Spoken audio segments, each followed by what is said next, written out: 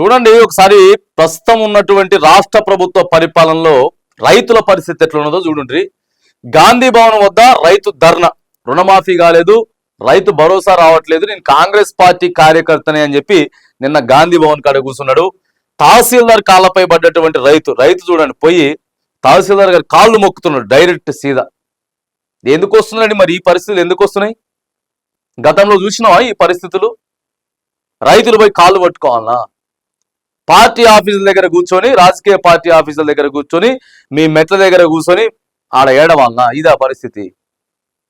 రైతు రుణమాఫీ ఆగస్టు 15 చేయాల్సింది, సరే నువ్వు అందరికీ చేయలేవు, కొంతమందికి ఏమో ఆగిపోయింది, మరి వాళ్ళ డేటా తీసుకొని చేయాలా వద్దా? ఈ రైతు వస్తాడు ఎన్నిసార్లు వస్తాడు సమస్యలకి? తహసీల్దార్ దగ్గరికి పోతాడు, ఆర్డీఓ దగ్గరికి పోతాడు, కలెక్టర్ దగ్గరికి పోతాడు, ఏదో సమస్య ఉంటుంది. మరి ఆ సమస్య ఏడా సాల్వ్ అవుతుంది?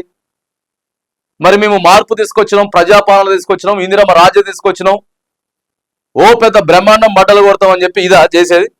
చూడాలి ఒకసారి రైతుల పరిస్థితి ఎంత దారుణంగా ఉన్నదని. అంటే రోజు రోజుకి రైతన్న దిగజారుతున్నాడు. రైతుకు మనం ప్రోత్సాహం అందించాల్సింది పోయి కాళ్ళ మీద పడేసుకుంటారు. ఇలా తహసీల్దార్ కాళ్ళ మీద పడ్డాడంటే ప్రభుత్వం కాళ్ళ మీద పడ్డట్టే కదా, ప్రభుత్వం తప్పు చేసినట్టే కదా. ఇగో ఇట్లున్నది రైతన్నల పరిస్థితి ప్రస్తుతం.